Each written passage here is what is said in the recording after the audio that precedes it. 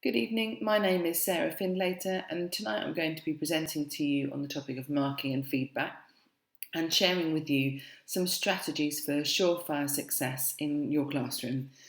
I'm going to begin, if I may, by talking about some of the ideas expressed, explored and written and presented about by John Hattie around the area of feedback. Obviously he's researched and looked into and written about many things. I'm going to pull out just a few of the ideas that he's expressed and explored on specifically marking and feedback. So Hattie's focused on feedback in much of his extensive research over the years. He's found feedback to be one of the top 10 influences on student progress and achievement. He's explored many issues around feedback and highlights the following as some of the most important elements of success. This particular list is taken from an article entitled Feedback in Schools, which can be found in the book entitled Feedback, edited by Sutton, Hornsey and Douglas. The first thing that he highlights is that it's important to have quality over quantity. The second being positive student culture towards receiving feedback. Third, disconfirmation being more powerful than confirmation when it comes to feedback. The fourth, errors must be welcomed by the students. Fifth, correct peer feedback is powerful, but emphasis on the correct peer feedback. And the final one is that assessments should provide teachers with feedback about their methods. He talks of the importance of student expectation or student self-reported grades. In some notes in his book, Visible Learning for Teachers, he talks about the importance of students being able to become aware of their own expectations on themselves and then encouraged to exceed those in order to ensure motivation and then subsequent progression in their achievement. He claims that students are very good at predicting what grade they'll achieve in any given test, but that the teacher's job is to push them even further and to exceed their potential.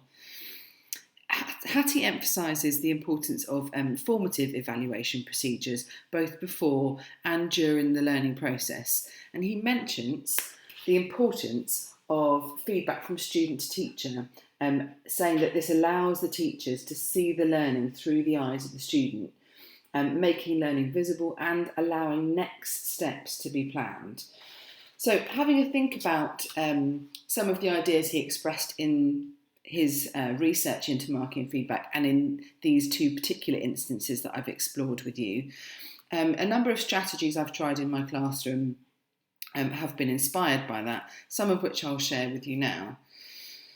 So putting it into practice in your classroom, again, obviously there's many ways to do this, and this is the way that I've explored and used it in my classroom, but it's very much an individual thing for individual teachers to explore and think about and put into practice. I'll share with you some of my ideas, and again, obviously feel free to tweak and use or not use as appropriate in your classroom with your students in your setting. So the first strategy that I have implemented and trialled and shared and discussed and researched on, I've called less is more. So I've thought about whether I focus too much on getting my marking done and showing that I mark regularly, and I really considered whether that was the case in my setting because I felt it important that it wasn't. I would encourage others to consider marking less often, but in more depth and with a sharper focus. I think it's better to use your time in this manner, and it would see more of an impact with your students. Share the approach that you're taking with students and keep it structured.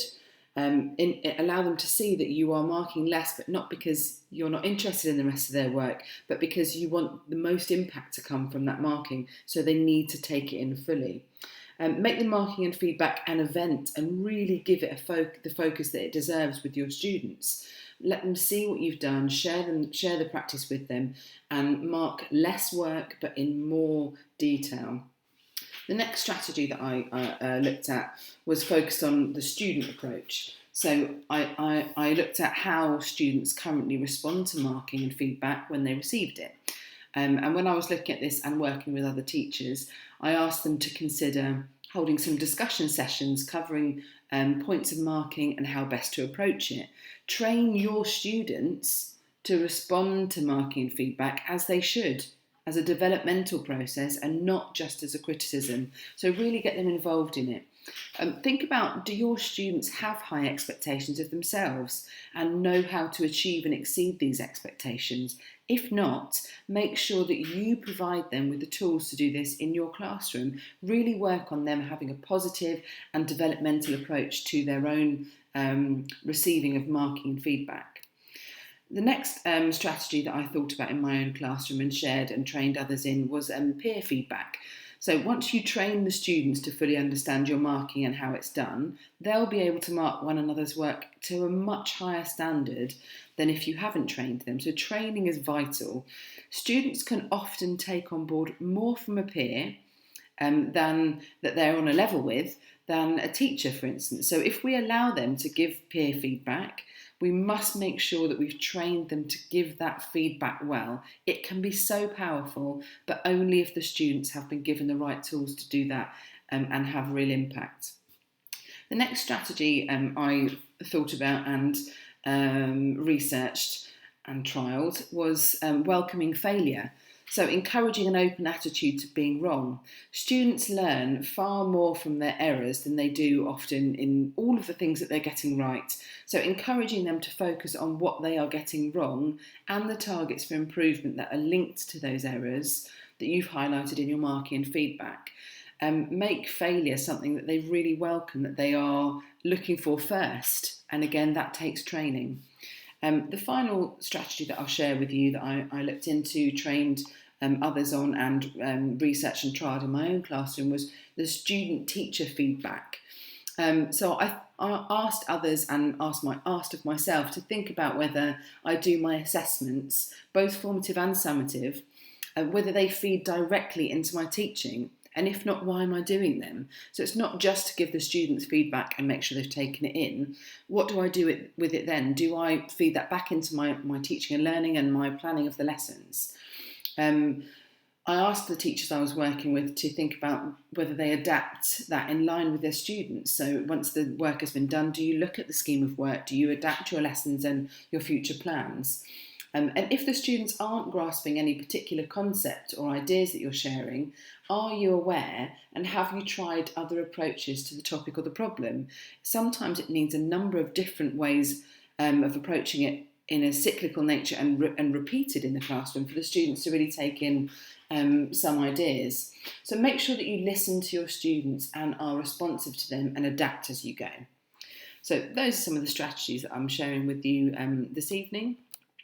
Thank you for listening. If you'd like to read more on marking and feedback, my ideas and my research and ideas on how to run and prepare for CPD sessions on marking and feedback, please do check out my book, the first in the Bloomsbury CPD Library. It's on marking and feedback and it's by me, Sarah Findlater. Thank you very much.